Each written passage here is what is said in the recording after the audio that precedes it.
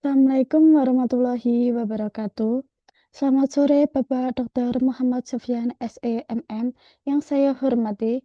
Perkenalkan saya Renata Apriliana Putri dengan NPM 2323010012 Program Studi Akuntansi Fakultas Ekonomi Universitas Merdeka Madiun. Pada kesempatan ini saya akan mempresentasikan hasil penelitian saya yang berjudul Pengaruh Price to Book Value, Dividend Yield, dan FAMSES terhadap Return on Equity pada perusahaan yang terdaftar dalam indeks LQ4 periode 2021 hingga 2025. Penelitian ini dilatar belakangi oleh perkembangan pasar modal Indonesia yang semakin pesat di mata investor dituntut lebih seleksi dalam memilih saham melalui analisis fundamental. Salah satu indikator profitabilitas yang penting adalah return on equity atau ROE.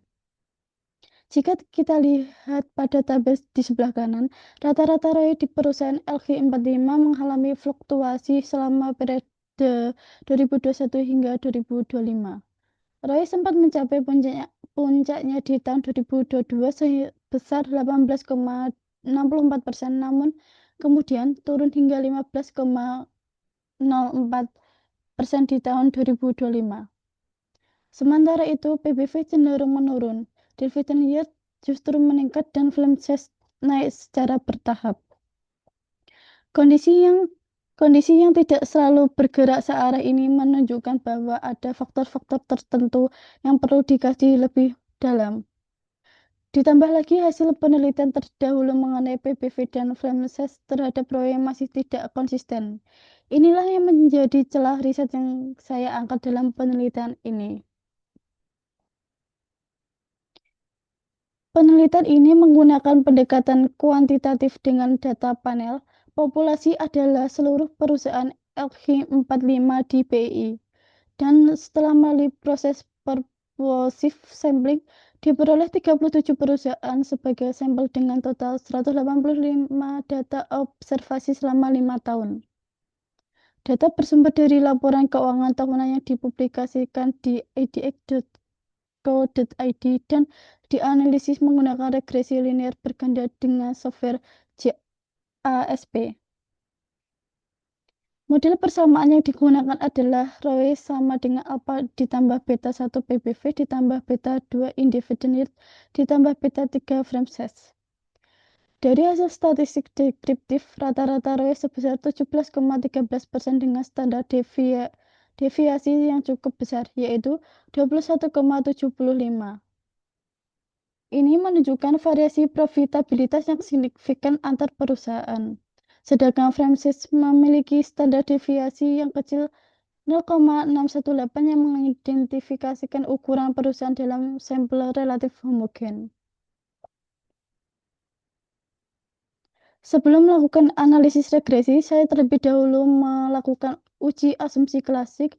Hasilnya seluruh asumsi terpenuhi, residual berdistribusi normal, tidak ada multikolinaritas dengan nilai FIV di bawah 10. Tidak terjadi heteroskedastisitas dan nilai Durbin Fatson sebesar 1,853 menunjukkan tidak ada autokorelasi. Jadi model regresi ini sudah layak digunakan. Dari hasil regresi yang terlihat pada tabel di sebelah kanan, dapat saya sampaikan bahwa PBV memiliki koefisien 3,396 dengan nilai P kurang dari 0,001, artinya PBV berpengaruh positif dengan nilai P juga kurang dari 0,001.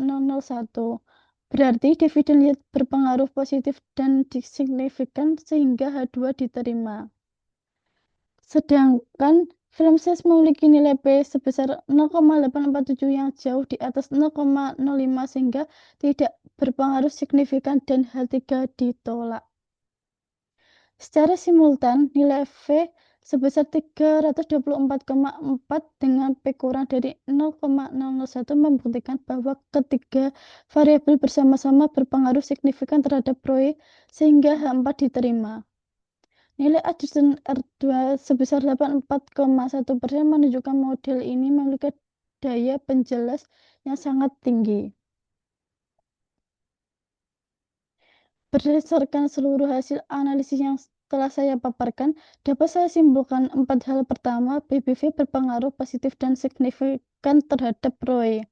H1 diterima. Kedua, dividen yield berpengaruh positif dan signifikan terhadap ROE.